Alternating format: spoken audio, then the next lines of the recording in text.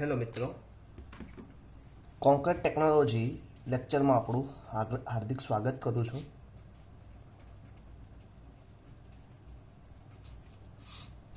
આગળના લેક્ચરમાં આપણે છેલ્લે ચલાવતા હતા કે મિક્સિંગ ઓફ કોન્ક્રીટ, એટલે કે આપણે ટોટલ અત્યારે 3 વસ્તુ શીખી રહ્યા છીએ કે મિક્સિંગ ઓફ કોન્ક્રીટ. આજે આપણે શીખશું ટ્રાન્સપોર્ટેશન. હવે કોઈ બી વસ્તુ છે કે કોન્ક્રીટ મિક્સ થાય કે પછી હેન્ડ મિક્સિંગ હોય કે મશીન મિક્સિંગ હોય, કોન્ક્રીટ મિક્સ થયા પછી આપણે એને જે તે સ્થાન ઉપર લઈ જવું પડે. એટલે કે જે તે સ્થાન ઉપર લઈ જવા માટે તમારે બાય સપોઝ કોઈ એક સ્થાનેથી બીજા સ્થાને લઈ જવા માટે એનું શું કરવું પડે? ટ્રાન્સપોર્ટેશન કરવું પડે. તો આજનો ટોપિક આપણે લઈએ transportation of concrete.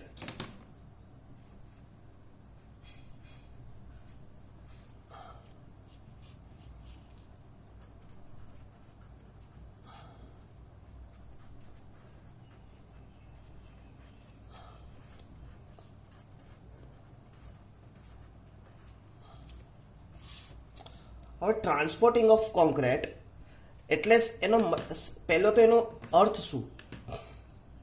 Transporting of concrete તમે લીધું તો એનો અર્થ શું પહેલાં એ ક્લિયર હોવું જોઈએ.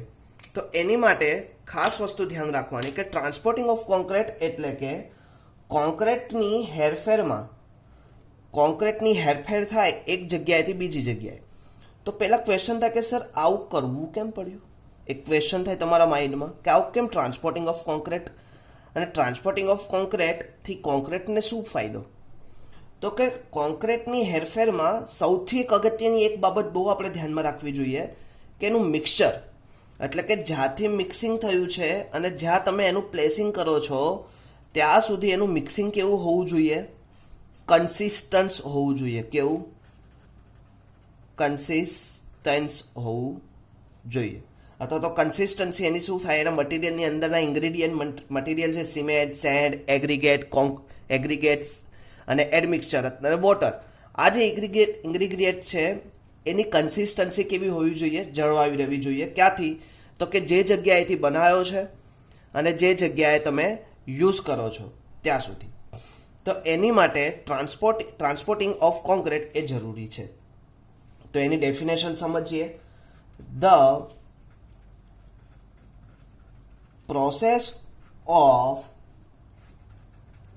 carrying the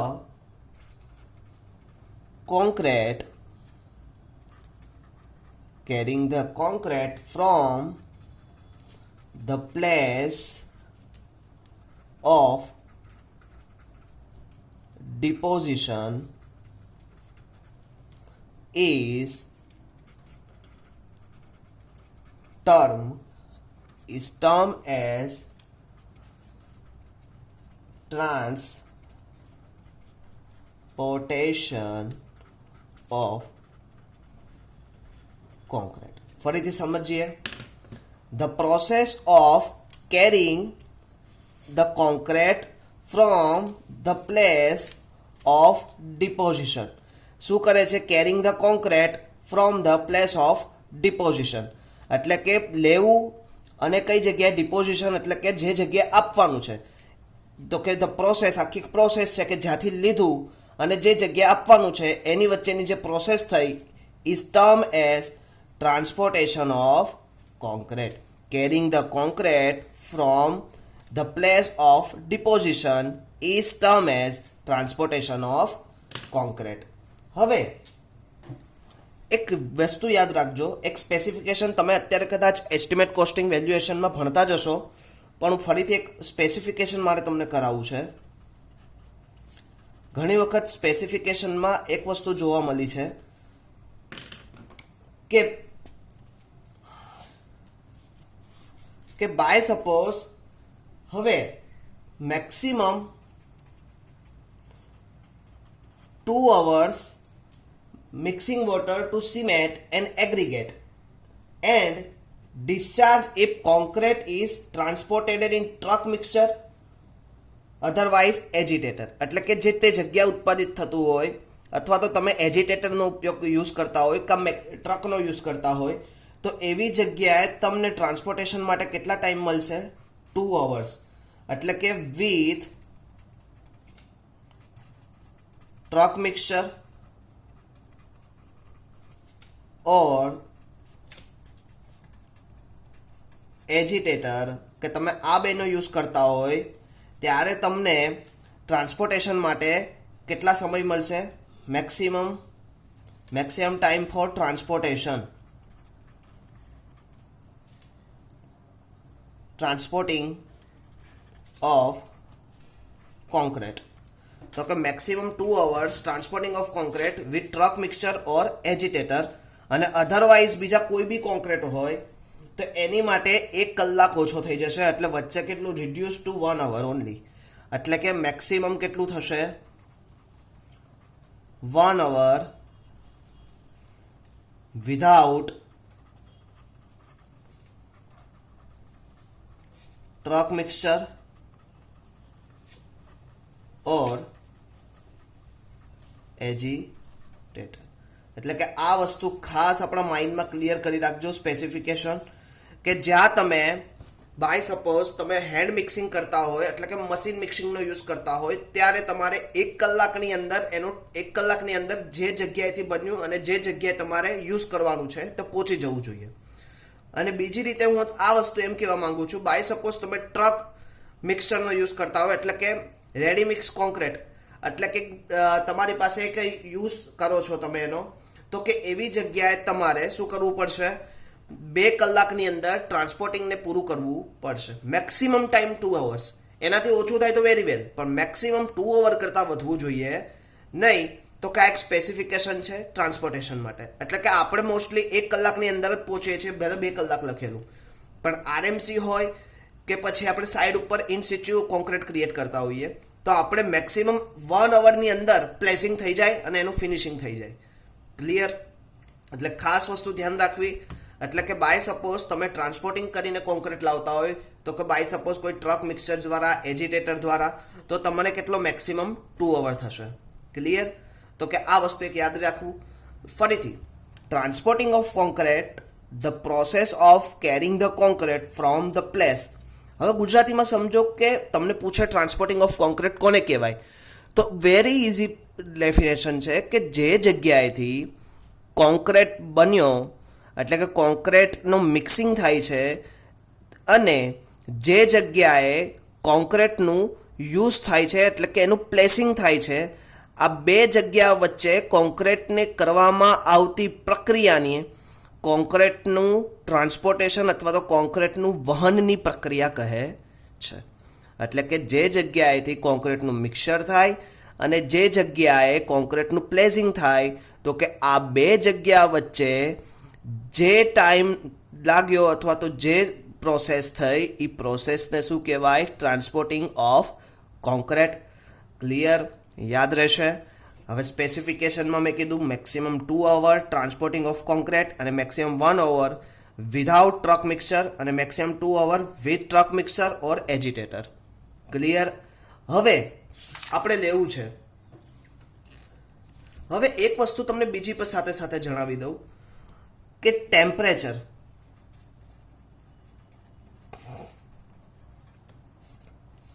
ઘણી વખત તમને આ વખતે તો જો કદાચ એક્ઝામ આપણી OMR પ્રમાણે કે ઓબ્જેક્ટિવ ટાઈપ લેવાય તો આ ક્વેશ્ચન પૂછવાના ચાન્સીસ ખરા છે કે તમને ક્વેશ્ચન પૂછે કે ટેમ્પરેચર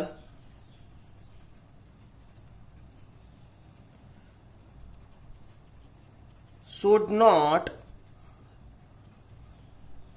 less than 5 ડિગ્રી એટલે કે જ્યારે તમે કોન્ક્રીટનું મિક્સિંગ કરતા હોઈએ ત્યારે અને જ્યાંથી એનું ટ્રાન્સપોર્ટિંગ કરતા હોઈએ ત્યારે એક ટેમ્પરેચરનું આપણે ધ્યાન રાખવું પડે છે કે 5 ડિગ્રી કરતાં કેવું ઓછું ના થવું જોઈએ અને બીજું ટેમ્પરેચર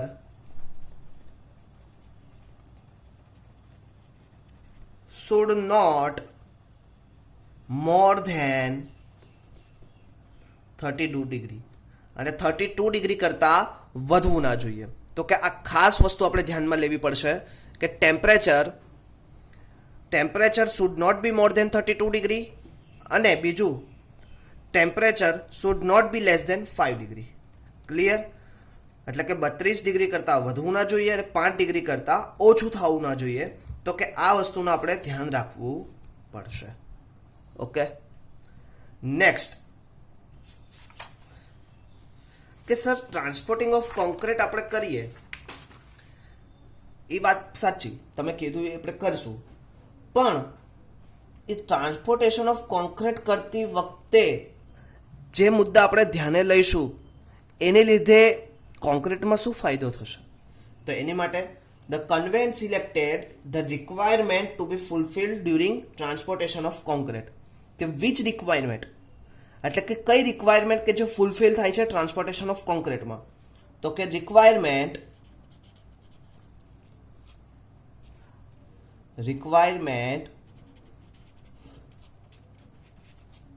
fulfillment during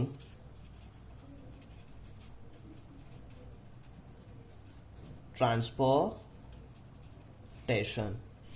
એટલે કે જે જરૂરી વસ્તુ છે, requirement fulfil during transportation of concrete.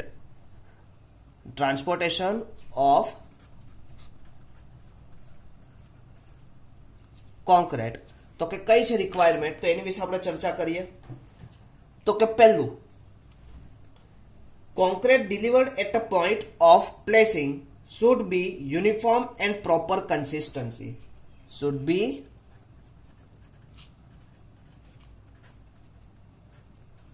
uniform and proper consistency. એટલે કે જે જગ્યાએથી કોન્ક્રીટ તમે ડિલિવર કરો છો અને જે જગ્યાએ પ્લેસિંગ કરો છો એની વચ્ચે તમારો કોન્ક્રીટ કેવો હોવો જોઈએ? યુનિફોર્મ અને પ્રોપર કન્સિસ્ટન્સી હોવો જોઈએ. સેકન્ડ, કે કોન્ક્રીટનું તમે ટ્રાન્સપોર્ટેશન કરો છો તે જગ્યાએ કોન્ક્રીટનું ટ્રાન્સપોર્ટેશન કરતી વખતે કોન્ક્રીટ એટલો ડિસ્ટર્બ થઈ જશે તો કે એટ અ પ્લેસ તમે કરો ત્યારે સેગ્રીગેશનની ઇફેક્ટ થાય. એટલે કે આ વસ્તુ ના થવી જોઈએ.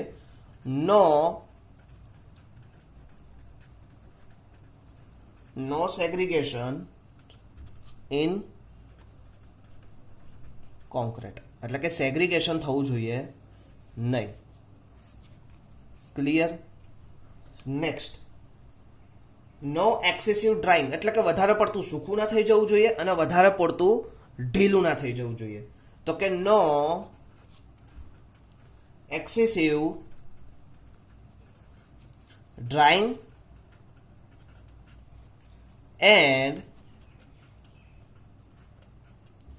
stiffing of the concrete. એટલે કે શું કહે છે? એક્સેસિવ ડ્રાઇંગ ના થવું જોઈએ અને સ્ટીફિંગ ના થવું જોઈએ. તો કે એક લય એટલે કે કન્સિસ્ટન્સી એની શું થવી જોઈએ? જળવાવી જોઈએ. તો કે આ વસ્તુ થઈ no excessive drying and stiffening of the concrete. તો કે આ વસ્તુ હજી આગળ, તો કે પ્રોસેસ, હવે કોઈ બી વસ્તુ થાય એની પ્રોસેસ હોય. તો કે પ્રોસેસ કઈ છે? હવે તમને યાદ રાખજો કે કોન્ક્રીટની પ્રોસેસ વિશે ખાસ તમને પૂછશે. તો પહેલી પ્રોસેસ કઈ હતી? મિક્સિંગ. બીજી પ્રોસેસ કઈ છે? ટ્રાન્સપોર્ટેશન. અને થર્ડ વન પ્રોસેસ કઈ આવશે? પ્લેસિંગ. અને એની પછીની પ્રોસેસ કઈ આવશે? કોમ્પેક્ટિંગ. આ ચાર પ્રોસેસ વિશે આપણે ભણવાનું છે. એમાંથી મિક્સિંગ આપણે ભણી ચૂક્યા છે. આજે આપણે ટ્રાન્સપોર્ટિંગ લઈએ છીએ. નેક્સ્ટ લેક્ચરમાં પ્લેસિંગ અને એની પછી કોમ્પેક્ટિંગ. તો કે મિક્સિંગ, ટ્રાન્સપોર્ટિંગ, પ્લેસિંગ અને કોમ્પેક્ટિંગ concrete should not take more than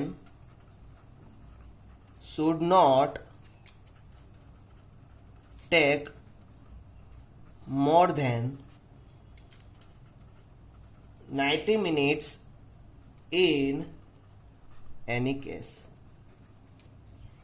એટલે કે હવે તમારી જે પ્રોસેસ થાય છે મિક્સિંગ, ટ્રાન્સપોર્ટિંગ, પ્લેસિંગ અને કોમ્પેક્ટિંગ, આ ચાર પ્રોસેસમાં 90 મિનિટ કરતાં વધારે સમય થવો જોઈએ નહીં.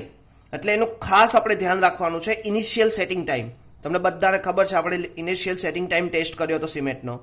તો કે એને ધ્યાને રાખીને આપણા 90 મિનિટની પહેલાં આપણે મિક્સિંગ, ટ્રાન્સપોર્ટિંગ, પ્લેસિંગ અને કોમ્પેક્ટિંગની પ્રોસેસને સંપૂર્ણતઃ પૂરી કરવાની છે.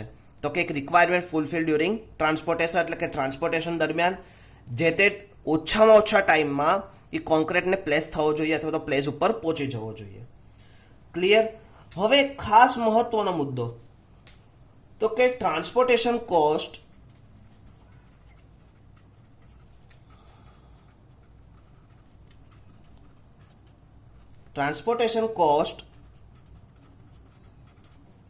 should be low as possible. Transportation cost should be low as possible, એટલે કે ટ્રાન્સપોર્ટેશન કોસ્ટ કેવી હોવી જોઈએ? ઓછામાં ઓછી હોવી જોઈએ, વિથ પોસિબલ હોય ત્યાં સુધી. તો કે સાહેબ એની માટે શું કરવું પડે? પોસિબલ હોય ત્યાં સુધી તો એની માટે તો અલગ અલગ ટ્રાન્સપોર્ટેશન ઇક્વિપમેન્ટ યુઝ થતા હશે. હા, તો આપણે હવે આગળ એ જ ભણવું છે. તો કે principal method adopted of transportation of concrete, કે પ્રિન્સિપાલ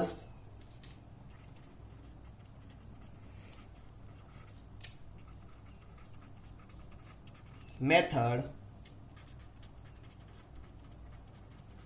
adopted for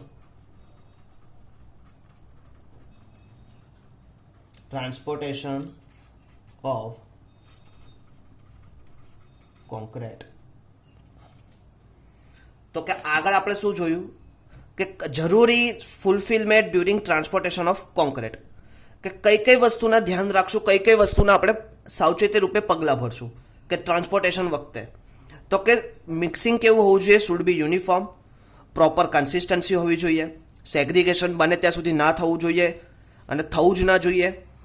વધારે પડતું ટ્રાન્સપોર્ટેશનમાં તમે યુઝ કર્યો, હવે ટ્રાન્સપોર્ટેશનને લીધે તમારો કોન્ક્રીટ વધારે પડતો ડ્રાઈંગ એટલે કે સૂકો ન થઈ જવો જોઈએ અને વધારે પડતો ભીનો એટલે કે ભીનો ના થઈ જવો જોઈએ, તો બી એને સ્ટીફ ના થઈ જવું જોઈએ, એ પણ ધ્યાન રાખવું જોઈએ.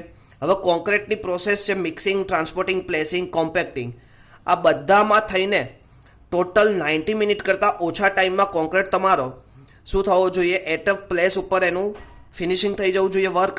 તો એની કરતાં જેમ બને તેમ ઓછામાં ઓછો ટાઈમ જવો જોઈએ. તો સૌથી વધારે ટાઈમ જો કોઈ કરતું હોય, બાકીનો ટાઈમ બધાનો ફિક્સ છે, મિક્સિંગનો, પ્લેસિંગનો, કોમ્પેક્ટિંગનો, પણ ટ્રાન્સપોર્ટેશન ફેક્ટર એવું છે કે એમાં સૌથી વધારે ટાઈમ લાગી શકે. તો કે ટ્રાન્સપોર્ટિંગના એવા ઇક્વિપમેન્ટ યુઝ કરો કે જેમાં ઓછામાં ઓછા સમયમાં તમારું જે મટીરિયલ છે, તમારું જે ફ્રેશ કોન્ક્રીટ છે એટ અ પ્લેસ ઉપર પહોંચી જાય. તો કે એની માટે તમારે કયા કયા ઇન્સ્ટ્રુમેન્ટ યુઝ કરવા એ ક્લિયર થાય કે કયા કયા એવા ઇક્વિપમેન્ટ છે કે જેની દ્વારા આપણે મેક્સિમમ એફિશિયન્સીથી એટ અ પ્લેસ ઉપર આપણે શું કોન્ક્રીટ પહોંચાડી શકીએ. એટલે કે એની માટે ઓછામાં ઓછો સમય લાગે કોન્ક્રીટને મિક્સિંગની જગ્યાએથી પ્લેસિંગની જગ્યાએ પહોંચતા ઓછામાં ઓછો સમય લાગે. તો એની માટેના ઇન્સ્ટ્રુમેન્ટ, એની માટેના ઇક્વિપમેન્ટ વિશે આપણે પ્રિન્સિપાલ મેથડ વિશે ચર્ચા કરીએ. તો કે પહેલું આપણે લઈએ મોર્ટાર પેન. હવે આનો શબ્દ બધાએ સાંભળ્યો છે. મોર્ટાર પેન એટલે કે તમને સિમ્પલી ભાષામાં કહીએ સાઈડ ઉપર તગારું, એટલે કે તગારાનો ઉપયોગ સ્ટાર્ટિંગમાં આપણે ઘણો બધો કર્યો, પણ એટલીસ્ટ આપણને તગારો શબ્દ યાદ આવે એટલે આપણને ખબર પડી જાય કે તગારું એ શેની માટે છે કે જ્યાં વર્ક ઓછું છે, એટલે કે કોમન ઓછું છે અને મોસ્ટલી કોમન જો કોઈ જગ્યાએ યુઝ થતું હોય તો એ આપણા ઇન્ડિયામાં છે. એટલે common mostly adopted in country of India. પણ અત્યારે હવે આપણે પણ એડવાન્સ થતા ગયા છીએ, ધીરે ધીરે રેડીમિક્સ કોન્ક્રીટ વાપરતા થયા છીએ. હવે ધીરે ધીરે આપણે એડવાન્સ થતા ગયા છીએ. પણ કોઈ પૂછે મોર્ટાર પેન, તો મોર્ટાર પેન સૌથી વધારે આપણે કોઈ કામો કર્યા હોય તો એની માટે ઇન્ડિયા જવાબ. ઇન્ડિયામાં સૌથી વધારે યુઝ થાય ને હજી પણ સાઈડ ઉપર જાઓ તો નાના મોટા કામ દ્વારા તમે આનો યુઝ કરો જ છો. તો કે મોર્ટાર પેન દ્વારા તમે ટ્રાન્સપોર્ટિંગ કરી શકો. Quantity of mix is small and placing is near to, એટલે કે કોન્ક્રીટની ક્વોન્ટિટી ઓફ મિક્સ કેવું હોય? ઓછું હોય અને નજીકમાં જ તમારે એને પ્લેસ કરવાનું હોય તો એવી જગ્યાએ તમે મોર્ટાર પેનનો ઉપયોગ કરી શકો. એટલે કે બાય સપોઝ કોઈ મેસન છે તો કે એની દ્વારા તમે રાખીને બાય ટ્રાન્સપોર્ટિંગ કરાવી શકો. તમે જોયું એક લાઇનમાં ઊભા રાખીને એક બીજાને આપે, બીજો ત્રીજાને આપે, ત્રીજો ચોથાને, એવી રીતે એક પ્લેસિંગ કરાવવાનું. પણ અત્યારે આપણી પાસે બેલ્ટ કન્વેયર સિસ્ટમ આવી ગઈ, આપણી પાસે આપણી પાસે બીજી ઘણી બધી સિસ્ટમ, એટલે કે તમને જણાવું તો કે બીજી કઈ કઈ સિસ્ટમ, તો કે વ્હીલ બોરો આવી ગયો. તો કે વ્હીલ બેરો અને મોર્ટાર પેન, વ્હીલ બેરો લોકો વધારે યુઝ કરે. કેમ? તો કે એમાં સૌથી વધારે ક્વોન્ટિટીમાં કોન્ક્રીટ એક જગ્યાએથી બીજી જગ્યાએ જાય. એની સામે મોર્ટાર પેનમાં ક્વોન્ટિટીમાં કોન્ક્રીટ કેવો હોય? કમ્પેરેટિવલી લો હોય. ક્લિયર? તો કે આપણે આ મોર્ટાર પેન વિશે જે અગત્યના બે મુદ્દા છે એ લખીએ. તો કે પહેલું,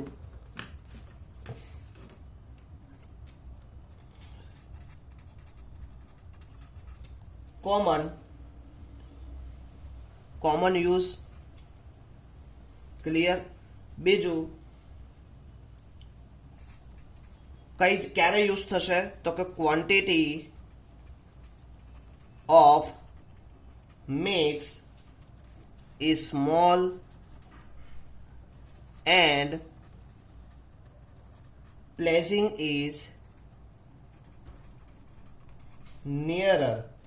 clear? Quantity of mix is small અથવા તો ઓછી, અને પ્લેસિંગ ઇઝ નિયરર એટલે કે નજીકમાં તમારે એનું પ્લેસિંગ કરવાનું. તો પ્લેસિંગ ઇઝ નિયરર, તો એવી જગ્યાએ તમારે યુઝ થાય. અને મોસ્ટલી આપણે મોર્ટાર પેન શેનું હોઈએ છીએ? આયરન પેન, એટલે સ્ટીલનું તગારું હોય છે. અને આ મેથડ કમ્પેરેટિવલી કેવી હોય છે? સ્લો હોય અને કેવી હોય? કોસ્ટલી હોય. કે એની માટે તમારે ખબર છે મેસન લાવવો પડે. હવે મેસનને ડે વર્ક પ્રમાણે એને શું આપવું પડે? રૂપિયા આપવા પડે. તો કે એને લીધે જે કામ મશીનથી થતું હોય એ કામ માણસ દ્વારા શું થાય? વધારે ટાઈમમાં થતું હોય. તો એને લીધે મોર્ટાર પેન કેવું છે? સ્લો અને કોસ્ટલી છે. તો કે પહેલું હતું મોર્ટાર પેન, એટલે તમને યાદ રહે સાઈડ ઉપર તગારું. તો કે તગારા દ્વારા તમે એક જગ્યાએથી બીજી જગ્યાએ કોન્ક્રીટનું શું કરી શકો? ટ્રાન્સપોર્ટિંગ કરી શકો, અથવા તો એક જગ્યાએથી બીજી જગ્યાએ કોન્ક્રીટને લઈ જઈ શકો. તો એની માટે તમે મોર્ટાર પેનનો ઉપયોગ કરતા હતા. તો પહેલી મેથડ થઈ મોર્ટાર પેન. સેકન્ડ, બીજી મેથડ વિશે વાત કરીએ આપણે, વ્હીલ બોરો. તમે બધાએ સાંભળ્યું હશે કદાચ નામ વ્હીલ બોરો.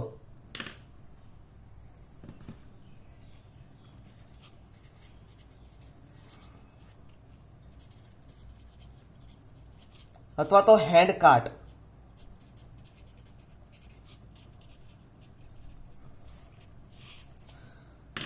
વ્હીલ બોરો અથવા તો હેન્ડ કાર્ટ, એની વિશે તમે બધા જાણ્યું હશે.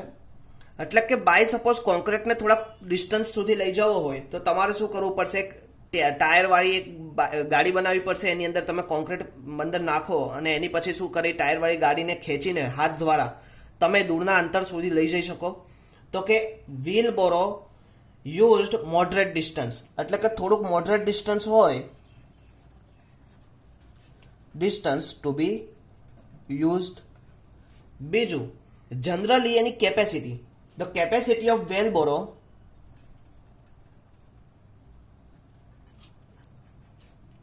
capacity of wheelbarrow varies from 70 to 80 litre. Clear? 70 to 80 litre. હવે તમને બધાને ખબર છે ને, જો તમારે મીટર ક્યુબમાં કન્વર્ટ કરવું હોય તો કેટલું થશે? તમને બધાને મેં કીધું હતું 1 લીટર ઇઝ ઇક્વલ ટુ 1000, કે 1 metre cube. 1 metre cube is equal to 1000 litre લખી શકો. તો કે આને શું કરવું પડે? મીટર ક્યુબમાં કન્વર્ટ કરવું હોય તો ભાગાકાર કરવો પડે. ઓકે, કઈ વાંધો નહીં. ચલો, તો કે 70 થી 80 લીટર જેટલું શું યુઝ થાય? એટલે 70 થી 80 એટલે કે એનું બાય સપોઝ તમે મીટર ક્યુબમાં કરી દો તો બી ચાલે. 70 to 80 મીટર ક્યુબ, પણ એટલું બધું ના થાય. એટલે 0.7 to 0.8 મીટર ક્યુબ જેટલું એ શું કરે? એક ઘાણી કેન, એક ઘાણમાં તમને એટલું વ્હીલ બોરોમાં તમને મળે. ક્લિયર? તો capacity of wheel barrow various from 70 to 80 litre. Next, mostly કઈ જગ્યાએ યુઝ થશે? તો કે મોસ્ટલી એનો યુઝ થશે રોડ કન્સ્ટ્રક્શનમાં. Mostly used in road construction. Road કન્સ્ટ્રક્શનમાં આનો સૌથી વધારે યુઝ થશે. ક્લિયર. નેક્સ્ટ આવશે ટ્રક મિક્સચર. અત્યારે સૌથી વધારે તમે જોતા હશો ટ્રક મિક્સચર. ટ્રક મિક્સચરમાં એની mostly capacity used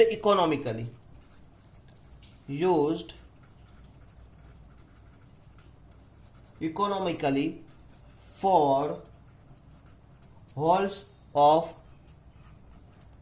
up to about 5 kilometre. એટલે કે તમારે કોઈ મટીરિયલ તમારે કોઈ કોન્ક્રીટ જોતું છે અને એનો એરિયા 5 કિલોમીટર કરતાં 5 કિલોમીટરની રેડિયસમાં છે, તો તમને ઇકોનોમિકલી તમને શું થાય, economically for hauls up to about 5 kilometre કે 5 કિલોમીટરની અંદર તમને ફ્રેશ કોન્ક્રીટ ટ્રાન્સપોર્ટેડ કરાવી શકશે. બીજું એની કેપેસિટી પણ કહું તમને. કેપેસિટી કેટલી છે એક ડ્રમમાં? 2 to 3 મીટર ક્યુબ. અને ટ્રક મિક્સર આ normally 2 to 3 metre cube truck મિક્સરની છે, પણ નોર્મલી જો તમે આરએમસી ટ્રક મિક્સર યુઝ કરતા હોય તો મોર 4 મીટર ક્યુબ જેટલી હોઈ શકે. અબાઉટ 4 મીટર ક્યુબ જેટલી શું થાય હોઈ શકે. 4 મીટર ક્યુબ કરતાં થોડી વધે, પણ એ તો જેમ જેમ ડિજિટલાઇઝેશન જેમ જેમ ઇનોવેશન થતું જશે એમને વધતું જશે.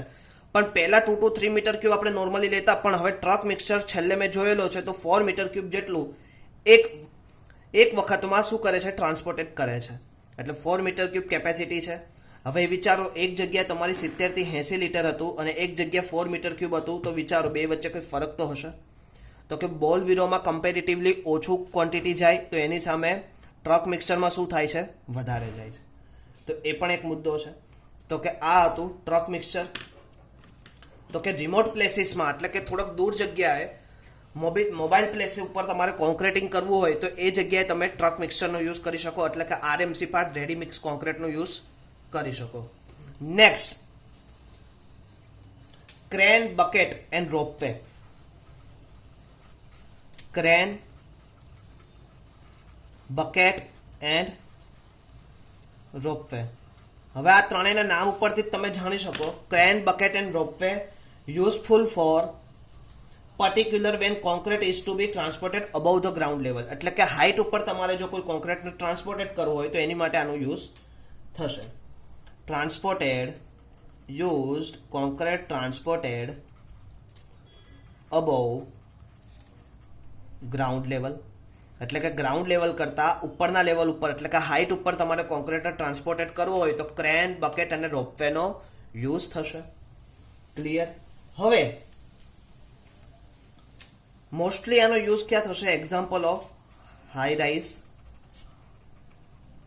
બિલ્ડિંગ સ્ટ્રક્ચરમાં, હાઈ રાઇઝ કન્સ્ટ્રક્શનમાં એનો સૌથી વધારે યુઝ થશે. તો કે આ વસ્તુ આપણે આ બધી વસ્તુ છે ને ખાસ એક ઇમ્પોર્ટન્ટ, આ બધી વસ્તુના તમને ફોટા દ્વારા હું તમારા ગ્રુપમાં તમને જલ્દી બને ત્યાં સુધી મોકલી દઈશ, કે જેથી તમે ફોટા જોશો તો એટલીસ્ટ તમને બધાનું માઇન્ડમાં શું થશે, એક શાર્પ માઇન્ડ ક્લિયર થશે. તો કે વ્હીલ બોરો કેવું હોય? તો કે હાથ દ્વારા આપણે લારી ખેંચતા હોઈએ એવું હોય, પણ એની અંદર કોન્ક્રીટ શું તમે ભરી શકો. ટ્રક મિક્સચર કેવું હોય? ક્રેન, બકેટ, રોપવે કેવા હોય? તો કે રોપવે દ્વારા શું થાય, બાય સપોઝ કોન્ક્રીટને નીચેથી તમે ઉપરના માળે લઈ જાઓ હોય તો તમે શું કરો, રોપવે ગોઠવી દો. બકેટ ટાઈપ તમે ગોઠવી દો. ક્રેન તમે ગોઠવી દો. તો કે આ બધી વખતે શું થાય, તમારે હાઈ રાઇઝ સ્ટ્રક્ચર ઉપર લઈ જવું હોય, હાઈ રાઇઝ બિલ્ડિંગ કન્સ્ટ્રક્શન કરવું હોય તો એ જગ્યાએ તમારે યુઝ થશે. Next belt conveyor. Belt conveyors એટલે કે પટ્ટા દ્વારા. તો concrete require to be transported continuously. એટલે કે તમારે કન્ટિન્યુઅસલી કોન્ક્રીટની જરૂર હોય. કન્ટિન્યુઅસલી જો તમારે કોન્ક્રીટની જરૂર હોય તો એવી જગ્યાએ તમે બેલ્ટ કન્વેયર્સનો યુઝ કરી શકો. કેવું? કન્ટિન્યુઅસલી. અને most suitable under summer condition. એટલે કે સમર કન્ડિશનમાં તમે એનો યુઝ કરી શકો. હવે સ્ટ્રક્ચર ડિસ્ટન્સ, હવે પાછું એમાં બી રૂલ છે કે structure distance 250 to 500 metre from the place of mixing. હવે બેલ્ટ કન્વેયર એવી જગ્યાએ જ યુઝ થશે કે જ્યાં તમારું ડિસ્ટન્સ ક્યાંથી, તો કે જ્યાં મિક્સિંગ થતું હશે અને જ્યાં પ્લેસિંગ થતું હશે એની વચ્ચેનું જે ડિસ્ટન્સ છે એ 500 મીટર કરતાં વધારે ન હોવું જોઈએ અને 250 મીટર કરતાં ઓછું, એટલે કે 250 થી 500 મીટરની વચ્ચે હશે ત્યારે તમે બેલ્ટ કન્વેયર શું કરશો, વાપરી શકશો. એટલે કે તમારે ધ્યાન રાખવું પડશે કે ડિસ્ટન્સ 250 થી 500 ની વચ્ચે હોય. ક્યાંથી, તો કે મિક્સિંગથી ટ્રાન્સપોર્ટેશન વચ્ચે. Clear. Belt has used as conveying rubber of width. હવે રબરનું એક લેયર હોય છે, એ રબરના લેયર ઉપર તમે શું કરો, કોન્ક્રીટને તમે ટ્રાન્સપોર્ટિંગ કરી શકો. હવે એ રબરની જે વિડ્થ આવશે એ બી યાદ રાખજો કે width of 60 centimetre and speed of belt, અને સ્પીડ કેટલી આવશે એ બી લખી દઉં. આ વિડ્થ આવશે બેલ્ટની અને સ્પીડ આવશે તમારી 1 મીટર પર સેકન્ડ. 1 મીટર પર સેકન્ડમાં તમે એની બેલ્ટની સ્પીડ આવશે. એટલે તમને કન્ટિન્યુઅસલી કોન્ક્રીટ તમને મળતો રહેશે. તો આ આપણા કયા હતા ફરીથી.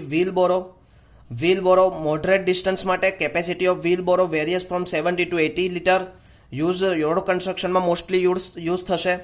Truck mixture used for economically for haul up to about 5 kilometre, capacity 2 to 3 metre cube. Truck mixture 4 metre cube. Crane, bucket, ropeway તો mostly transported above ground level. તો કે ઉપરના માળે, એટલે કે હાઈ રાઇઝ સ્ટ્રક્ચર તમારે ક્રિએટ કરવું હોય, એટલે કન્સ્ટ્રક્ટ કરવું હોય તો એવી જગ્યાએ તમે આ 3 વસ્તુનો યુઝ થશે અને મોસ્ટલી તમે અત્યારે જોઈ શકો છો. બેલ્ટ કન્વેયર્સ તો કન્ટિન્યુઅસલી કોન્ક્રીટ તમારે પ્લેસિંગ કરવો હોય તો એવી જગ્યાએ તમે બેલ્ટ કન્વેયર્સનો યુઝ થશે. સમર કન્ડિશન હોય અને 250 થી 500 એટલે કે 250 થી 500 મીટર વચ્ચે તમારે એનું બેલ્ટ કન્વેયર ગોઠવી શકશો. એનાથી વધારે લંબાઈ માટે ગોઠવાવું અઘરું છે. ગોઠવાઈ જાય પણ કમ્પેરેટિવલી કેવું છે, હાર્ડ છે. Width of belt 60 centimetre. બેલ્ટની વિડ્થ કેટલી છે, 60 સેન્ટીમીટર, અને એની સ્પીડ 1 મીટર પર સેકન્ડ છે. તો આ વસ્તુ આપણે પહેલું જોયું મોર્ટાર પેન, બીજું જોયું વ્હીલ બોરો, ત્રીજું જોયું ટ્રક મિક્સચર, ચોથું જોયું ક્રેન, બકેટ એન્ડ રોપવે, અને ફિફ્થ પોઈન્ટ જોયો બેલ્ટ કન્વેયર્સ. હવે આગળ આપણે જોશું ચ્યુટ એટલે તમને બધાને ખબર છે એક વસ્તુ આવે કે લસણતું. લસણ આપણે કેમ લપસણી કહીએ એવી રીતે ચ્યુટ. તો કે